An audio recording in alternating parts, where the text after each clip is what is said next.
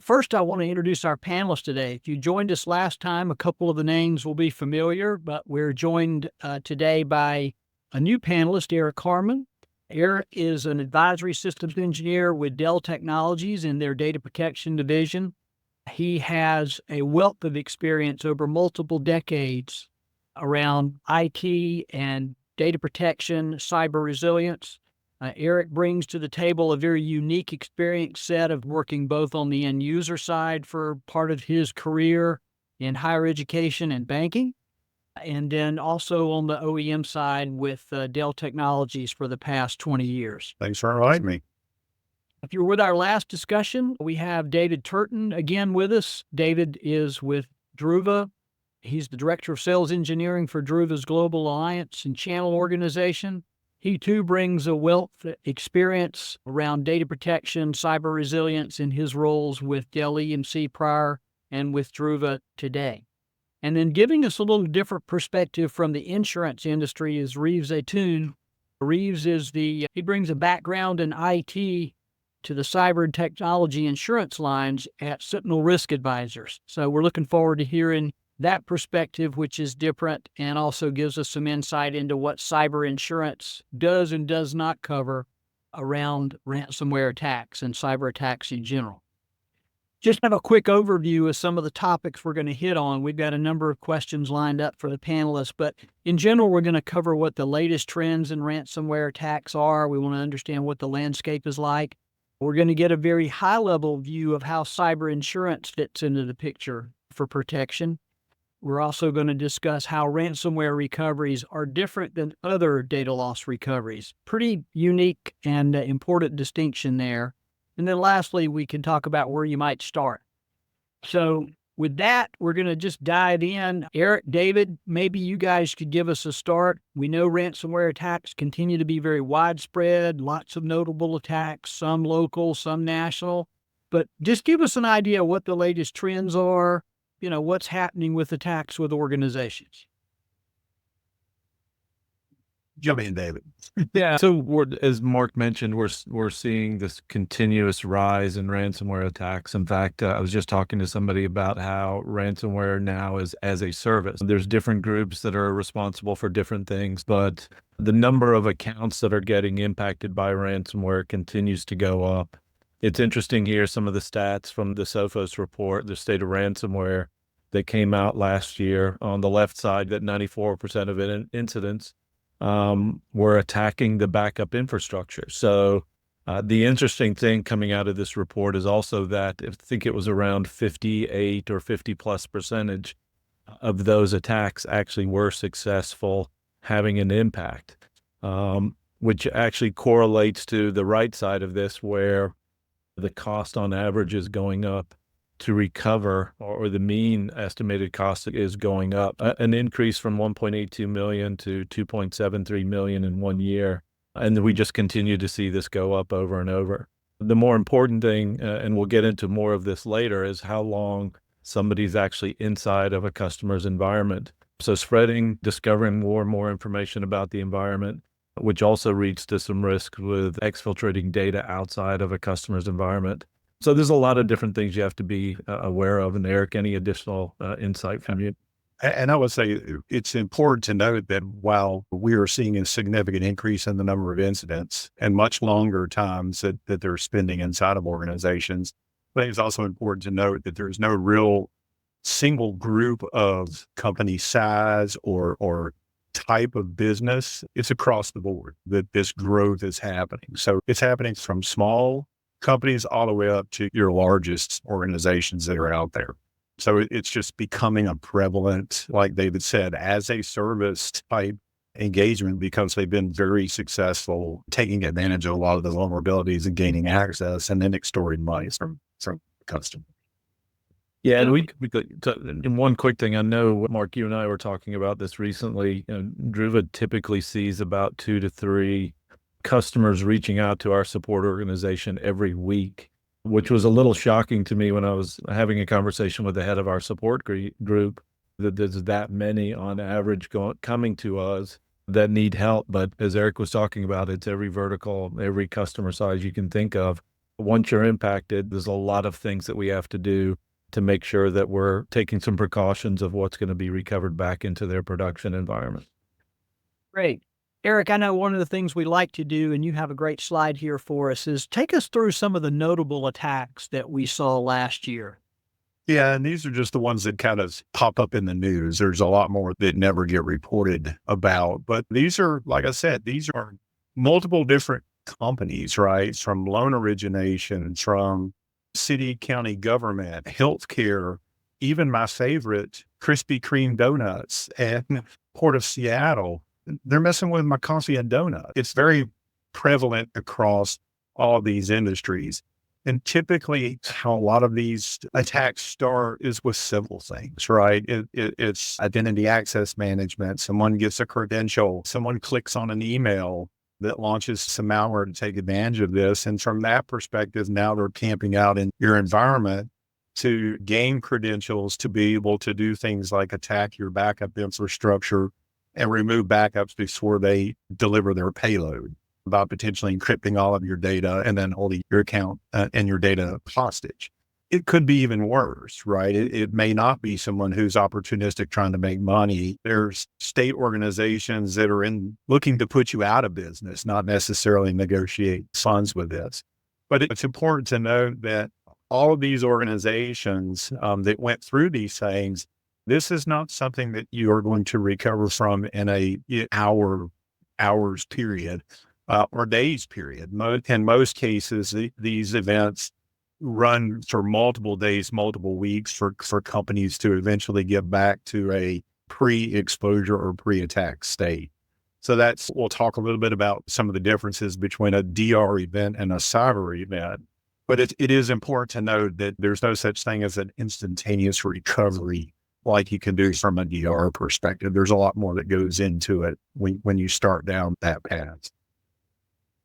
Thanks, Eric. So certainly we're seeing some of the highlights here. Large companies, state and local governments, as Eric pointed out, they're even messing with our coffee and donuts, airports. I know here in the Carolinas, a notable attack this year was the city of Winston-Salem. I remember a few years back, Charlotte-Mecklenburg was impacted. So again, it's very prevalent. These are mostly larger organizations, and I know, Reeves, you've got some data on maybe what the concern to small and medium organizations should be. So just take us through that. Why should small to medium organizations be concerned? Yeah, thank you, Mark. One of the things that we often hear from our small to medium-sized business insureds is, why do I need cyber liability coverage? I'm not at risk for a ransomware attack or anything of that nature. And really the opposite's true. And that's because these ransomware groups realize, they know that these small businesses have a simpler IT infrastructure. They've got fewer controls in place, a smaller or totally outsourced IT team available to respond to issues. And these are the types of businesses that can't really afford the weeks and months long delays to their business trying to recover and restore data that may have been encrypted or lost. I think one of the telling statistics that you see here at the bottom of the screen, reported by Forbes, is that 60% of businesses that are the victims of a cyber attack are closing their doors within 6 months of the incident, just due to the nature of the cost. So that's pretty ominous. So I'm going to tee you up to segue into what are some of the types of costs for business interruption from an insurance company claim perspective do you guys see? Yes, a couple of them that I just mentioned. The forensic investigation required to discover the nature of the breach, where it occurred, what the issue was, the legal services that you have to employ, as well as simply the recovery and restoration of your data, and the weeks and months that your business was interrupted, so you're not producing or bringing in revenue at the rate that you previously may have been. And so, like I said, for small and medium-sized businesses, this can work its way well into the hundreds of thousands of dollars, which is just simply not an expense that you are capable of taking on or taking that sort of hit. And for larger companies, it can be even more significant and work its way well into the millions of dollars should you encounter a ransomware attack. So thanks for taking us through that. I think that's very important. We think about the types of cost of an attack, and we certainly can focus in different areas. But that lost business revenue, just going back to our Krispy Kreme donut example, they were out of the ability to book orders and schedule deliveries to their delivery partners for a couple of days. That's has a very definable amount of dollars lost to a company. Then we get into all the IT, forensic, technology related cost. So it really can be very impactful. All right. So maybe switching back to the IT side now with Eric and David. So I teased us with the opening topics there about how recovering from a ransomware attack is different than recovering from a traditional data loss. So take us through, guys, if you will, how those differ and what's critical in a ransomware recovery. Yeah, typically with any type of cyber attack or ransomware recovery that you have to go through, that's different from a disaster recovery. Disaster recovery, you've probably got things planned out because you know what you need to bring up at a DR facility, in what order, how are you going to test things out.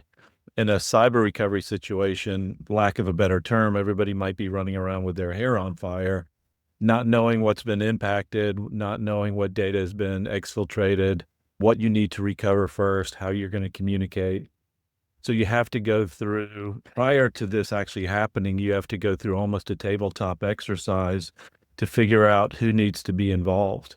But more importantly, as you start recovering the data, can you actually validate that the data that you're recovering back from is actually good data? So it doesn't have malware. It's not basically reinfecting. So as you clean your production environment, you're not reinfecting the production environment all over again. So those are some of the things we're always very cautious about is, number one, are you able to detect what has been impacted? What are you going to do to actually start that recovery phase? And then where and how you're going to actually recover the data back from. An example that I went through a couple of years ago with a healthcare organization in the Carolinas, they called me on Christmas Eve. Ransomware attack took them completely down. They were not allowed to recover their data back into production. Their servers, their storage array, everything had to be maintained for the SBI to come in to do some analysis of what's going on. Eric, I'll turn it over to you. Yeah, I would say a lot of times those production environments, you can't trust them anymore, right? They either have to be validated, cleaned, that did it come in via a BIOS attack or a day zero exploit. So you have to remediate all of that versus a DR event where it's just either a localized server application or even a data center. So you can't really trust that stuff. So now you've got to start, how do I rebuild that? Where do I get that from? Do I go to a cloud vendor and redeploy? Do I get new gear? Do I overwrite gear? We move into this. That's the downside to a cyber event. But then we move into what do I do structurally to protect myself against those types of things, right? And at a 30,000 foot view, I refer to this as the threat funnel for cyber resilience. Is at the end of the day, I have to do things to reduce my surface attack area. Right. That's IAM technologies, that's encryption technologies, those types of things. I need to have an ability to detect and respond to cyber threats. Right. So what happens if I see something that doesn't look proper? How am I going to respond there? How am I going to, detect that? And then once I can figure that out, I now have to be able to quickly restore known good copies of data to get the organization back up. And my goal is to dramatically minimize that. Go to the next slide, Mark. And holistically, all of this kind of falls into what we refer to as the NIST framework, which is identify, protect, detect, respond, and recover. And the NIST framework is a very structured framework that at the end of the day, this is all people, process, and technology components that we all have to put together to protect our environment. And that can be somewhat different from customer to customer application and depending on, there's your data on-prem in the cloud, those types of things. But this is I think a great 30,000 foot view framework to start to design some of these infrastructures in. We'll focus, I think, a little more on the identify, protect, and recover type frameworks, but it's a holistic approach with a lot of different technologies And there's just, you have to be diligent in all of the parts of the wheel to prevent this from happening. But then once again, it's not really a question of if, but when. And if it does happen to your organization, having the components in place to be able to quickly come back up as soon as possible. At a high level, the main difference between recovering from a ransomware or cyber attack versus a regular recovery is being able to deal with the conflict of a crime scene and being able to make sure that your environment's good or you're not reinfecting your environment versus just restoring data. So that can be pretty significant and a difference in the time. And the time to recovery is critical, albeit in conflict with a crime scene investigation, because companies need to get back to production as quickly as possible to minimize the loss of revenue and other associated costs. So that was great, guys. Thanks for taking us through that. David, I know we threw this one in here to talk a little bit about the blurred lines now in that NIST framework, as products like Druva Backup and Recovery have extended some features that extended around different areas. You want to hit on that real quickly? Yeah, what we traditionally look at is where do the legacy backup solution vendors typically fit into the NIST model? And it's usually just focused on the recovery aspect. So the main point of data protection or backup is to do a recovery of the data. Druva kind of takes a different approach where we're looking at more than just that one phase of the NIST framework. A lot of it goes into how do we make sure we're protecting the infrastructure as a whole. So being a SaaS platform, customers don't have to really worry about any type of hardware, software as part of the deployment. So you can deploy very easy, very quickly. Where we focus a lot in is around the detect, respond, and recover. So we want to take a holistic approach across all the pieces of the NIST framework that do get into cybersecurity. What we're doing with security vendors like Okta, anything that's dealing with MFA, CrowdStrike, you name it, there's a ton of them. How we're integrating with SIM and SOAR tools to really provide more of an in-depth level search across your entire backup environment. It's critical to make sure we're looking at all of these stages within the NIST framework. Okay, from the threats that are out there, the notable attacks, the types of costs we see companies having to deal with as a result of attacks, sounds pretty ominous. So if you guys had to boil this down to, okay, what do IT experts recommend for preparedness? Do you have like your David Letterman top 10 list of things that companies should do to be prepared and prevent these attacks? Yeah, number one, I think we've all been in the business long enough where we would say making sure your data is backed up, making sure your backup infrastructure is secure as a whole. I think those are the two main elements to making sure that your data is protected. So just because you're replicating your data somewhere else doesn't mean that once it's infected, that infected data is going to be replicated to a DR site. Then that's really where data protection becomes more important. Some of the things we've talked to Reeves about in a previous session was having multi-factor authentication. So who has rights to the environment, role-based access control, immutability, all these things go into it, email protection and everything else. But I'd also say a lot of it comes down to how customers are testing their employees. We go through it here at Druva on a pretty regular basis where our IT group sends out phishing emails as tests. If you fail, you'll go through a security course just to make sure you're getting up to speed on it. I've even had a customer tell me they used to throw USB drives in the employee parking lot. And if an employee picked it up, put it into their laptop, it would trigger an alert and they would have to go through security testing. There's a lot of different things. And Eric, I'm sure you've got a couple that you can add on as well. Yeah, a lot of it's education, right? It's how do we prevent the bad actors from getting in to begin with? And that is not only training your employees, but that's also making sure you've got good security protocols to make sure your applications, your operating systems, and all the equipment that you have on site, these are the published known laws. And as manufacturers release those patches should be applied ASAP to try to prevent some of those security flaws, or what we call that surface attack area. We want to keep that small. The reality of life is the overwhelming majority of cyber attacks happen as a result of a known published flaw, right? Those wonderful CVEs that you get notifications on, the bad actors have access to all of that stuff. And in most cases, once that exploit has been identified, even prior to having a patch released, you can go out on the dark web and figure out a way to bypass that vulnerability. But then more importantly, you need to have copies of critical data and critical infrastructures. And it's not just the application data. It's do you have an asset database with all of your IP addresses? Do you have your Active Directory infrastructure protected?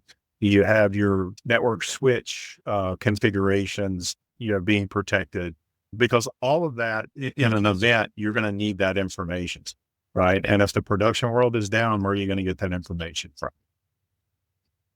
So thanks for that. I'm going to pause just a minute from the discussion here to remind our audience, we'd love for you guys to ask questions. If you have any, you can go down and click that Q&A button and type in a question. Denise, I'm taking a glance over there, but I'm relying on you to make sure if we let us know if you see any questions in the Q&A. But we'd love to hear from you folks if you have questions. Eric, piggybacking on what you and David said, I almost put a slide together and then I decided it would be unfair. I didn't want to pick on any vendor because every OEM vendor has at some point in time a published vulnerability, it seems like. But just in the past week, I have seen notifications. We see things constantly about the major operating system and workforce automation provider out there having issues or updates they recommend. But I've seen a vulnerability in a firewall. I've seen a vulnerability in another backup software solution. They're out there. The list that you guys went through, making sure you have all the data backed up, critical data, making sure all your systems are current, patched, up to the latest versions, certainly having installed firewalls and antivirus software. Using that multi-factor authentication is very important. Segmenting networks, having email protection, endpoint security. But again, you also pointed to education of the users, education of your workforce is very important. Reeves, you got a slide. I want to pivot back over to you from the insurance perspective because I think it's good for our audience to get these IT guys and then a different carrier. You pointed out some risk index, and you pointed to what you guys see as some of your customers that don't have some of the things that we just went through mentioned. You want to talk through that for us, please? Yeah, absolutely. Thank you, Mark. So this comes from one of our top carrier partners, Travelers. And many of the things that a cyber carrier is looking at when assessing the risk, rating the risk, and ultimately providing coverage terms and premium are these cybersecurity controls. They want to ensure that the potential client is in a good cybersecurity posture, such that they're minimizing the risk. But as you can see here, there are a lot of businesses that are not implementing the requisite tools, not implementing even those basic tools, whether that's firewall or antivirus, data backups, password updates. And then some of the additional things that our carriers really hone in on are endpoint detection and response tools, incident response plans, and as David mentioned, MFA. And you can see the numbers get even more staggering as you look at smaller businesses in terms of not having the level of preparedness that a cyber carrier would want to see. And so what that results in, or what that's going to result in, should you come to us or any other agency seeking cyber liability coverage, is you're gonna pay a higher premium. And so as well as be more at risk for a potential incident and thus cyber liability claim and payout. A number of things that they're looking at and a number of things that you can do as clients to put yourself in the best position possible. One, to prevent an incident, but two, pay as little as possible in premium to protect yourself on the back end. Thanks, Reese. For our audience out there, I'll also put this plug in. We have considered, and we'd love to hear from you about this, doing a session like this just purely on the cyber insurance. So really doing a deep dive purely around that. So if you want to post a comment in the chat or the Q&A about your interest in that, or send us an email, let us know. All right, getting a little bit specific to the backup piece here, David and Eric. But so What does a backup solution need to have current day to deliver ransomware protection and recovery needs? I know a lot of our customers that are joining us today have heard the term air gap, but let's talk a little bit about the key things that a backup solution should have, David. Yeah, obviously the term air gap or some type of isolation is a buzzword in the industry today, but I think it's needed. So from your production environment to where you're storing your backup data, whether it's a secondary copy or tertiary copy or your primary copy, having some type of isolation so that if your production environment's impacted or somebody gets access into your environment, the dwell time, they're not able to find the backup environment is critical. So having that isolation is important. The immutability is equally as important. So being able to set specific backups or all backups as immutable so they cannot be modified, they cannot be deleted, they cannot be changed by anybody. And then some type of kind of intelligence as to what is going on inside of your environment, who is making changes if changes are allowed, who's accessing your environment, where are they accessing it from, are we seeing certain thresholds or deviations from a baseline? Those are some of the first cases that help us detect that there is a problem. So there's a lot of different things that we're wanting to look at to have more intelligence about the environment, but also being prepared about it. So I see that I'm sorry, Eric. I see that there's a question here, so I want to get that one into the conversation here. One of our attendees asked, with the rising cost of ransomware incidents, how should organizations balance their cybersecurity budgets to maximize protection without overspending?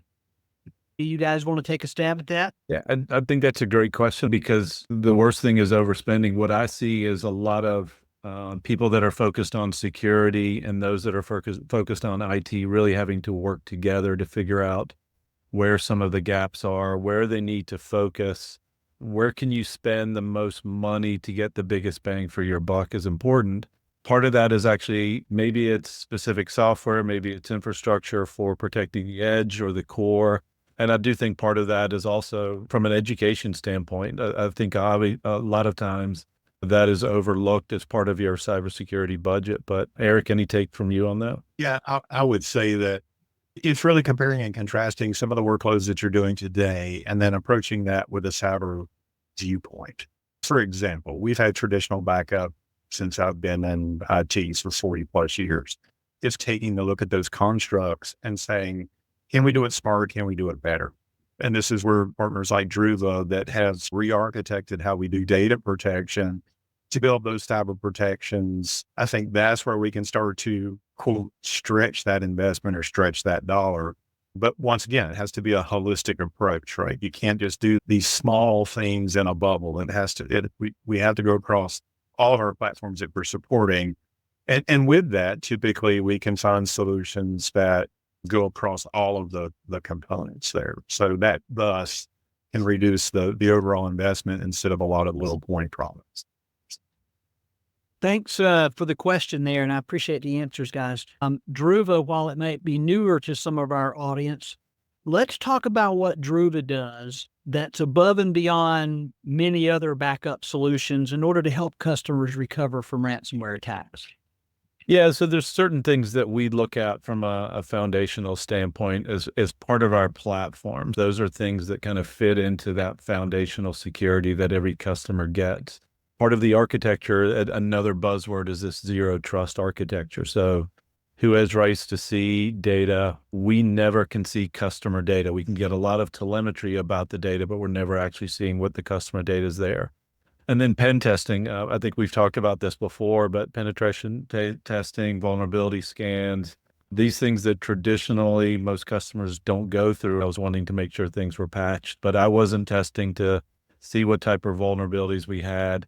If things are deleted, either maliciously or accidentally, the ability to roll that back in along the same lines as detecting what type of data is out there. So there's additional things that we go into, and Mark, I think more on the next slide, we'll get a little bit into, because one of the things I liked that Rees brought up was that incident response workflow. As you start planning things out, where do we look at for those features that kind of fit into the detect, the respond, and the recover as part of the NIST framework? And it's important that customers are planning this out before things happen, because there's a lot of things that you need to take into consideration of who has to be involved, how you're going to communicate, not only internally, but externally, who's allowed to say what externally. But when we start looking at detection, these are where a lot of the things on the previous slide, whether they're foundational or whether they're part of some of the security add-ons, we have some intelligence that are actually telling us where anomalies are happening. So that's part of that kind of detection phase, having logging of who's getting access into the environment. And then going back to how do you respond to things? Quarantining is the ability to actually hold data so that you cannot restore it. So you want to do more analysis against the data before you start getting into that recovery phase. And then how do you respond and how do you react and recover after that breach has been detected? So we break it down into this entire incident response workflow that we would want to sit down with a customer as part of a tabletop exercise to determine where are you in that cybersecurity maturity model to have an understanding of where you fit to how you would react to any of these. All right. So I think the next thing that I would love for you to drill into, and we have just a few minutes remaining here, but David, if you could drill into specifically that accelerated ransomware recovery and how it actually performs those curated snapshots, I think would be good.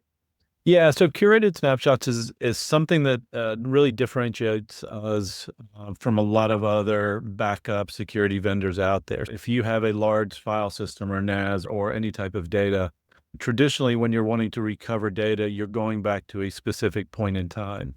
And then that point in time, if you find something that's corrupt and you can't recover the data, you have to go back further and further in time. So in this example, you've got multiple days that you have to go back. So you have data loss that is now at risk. So whether it's new versions of files that have been created or a new file altogether, where curated snapshots comes in is we leverage the power of the cloud. You give it a date range, you say, go scan all my data. We have specific defined IOCs or indicators of compromise that we scan against. So instead of having to pick an individual day, we look for the last good version of every file that we see out there based off of the defined criteria and the time frame that you give to us. And we pull that together inside of a curated snapshot, or what we would call a golden snapshot. So when you recover, it could be over a 30-day period, a 60-day period, or maybe just even a 2-day period, but we find the last good version of every file. And that's what we're presenting back to you that you can recover versus having to pick and choose. Makes it simpler for you. Makes it quicker too. That's another thing, is that you have to do the identification with the old method, whereas that becomes a more automated process to determine the last known good copy of data. Yeah, I know we've heard the war stories about organizations spending literally weeks and months trying to comb through old data to assess whether that data had any kind of malware embedded in it before they could restore or recover from that. Good stuff, guys. I appreciate that, and especially that little technical deep dive there, David, on how Druva can do some special things that we don't see in other solutions out in the market. Rounding us out, if we think about having sound protection and infrastructure, including backups that are isolated and immutable, is very key. All the other typical protection things, firewalls, antivirus, use of multi-factor authentication, educating your workforce to understand, help them prepare to avoid those phishing exercises that companies try to get access to credentials through, are all key things in preventing the attacks. So just maybe as a little bit of an hors d'oeuvre or a high-level discussion here, I asked Reeves to take us through just a high-level view of the different types of insurance agreements that cyber insurers offer, the different things that can be covered. And I guess the main we've got somebody in the background there we might need to mute. But Reeves, anyway, if you could just take us through the main point here being that cyber insurance is not an all-encompassing thing. There are different types of insuring agreements. So take us through that at a high level, if you would, please. Yeah, Absolutely. Thank you, Mark. A cyber liability policy is designed to cover, at least on the first party, from a first party's perspective, designed to cover a few different things. And first and foremost, you see here going down the list, breach response, things like forensic investigation, legal review, notifications that have to be sent out to parties or clients whose data has been affected, business interruption. So the time that your business is down due to an incident, the lost revenue associated with that. Additionally, as we talked about a little bit earlier, these policies are designed to respond with respect to a restoration or a recovery of the affected data. And then as it pertains directly to ransomware, should you have to make a payment, should you have to make an extortion payment, these policies are designed to respond to that. So just a few things that they're designed to respond to on a first party basis. This doesn't even really get into the liability portion of a cyber policy, your liability to your clients and vendors whose data you're processing. But this gives you a taste of what a policy might respond to. Thanks, Reese. Again, we're thinking about doing just an in-depth cyber insurance podcast. If you have interest in that, or there are specific things that you think might be valuable to cover, please let us know. Now's our placeholder for questions. I know we had one during the conversation here. I just checked with chat. I didn't see any other questions out there. Certainly would love to hear from you if you have them. While we wait here for just a minute, I will let you know we're going to do our next event on the third Thursday of the month, as we've been doing thus far. So March 20th at 12:30. We haven't determined our topic yet for that event. So again, if you have suggestions or ideas that you'd like to see us cover, let us know. But mark that date down, and we'll be getting an invite out for that soon. I don't see any questions. We're right at our 1:15 time frame here. So with that, I guess we'll wrap it up for today. Thanks again for joining. I hope you got some good value out of this and are prepared to deal with some things in your organization. As always, C&P Technologies would be delighted to help you. We can engage with you by coming in and doing the general assessment of your environment and what things you have in place today and things that we would recommend. And we'd love to work with you and get started. Thank you to our panelists for today, Eric, Reeves, and David. It was great having you guys on board. Great conversation. And I didn't introduce, I should have at the beginning, Denise Hatton, our marketing manager. Denise, thanks for all your background work in getting today's podcast produced. With that, I wish everybody a great day, and we'll see you next time. Thanks, everybody.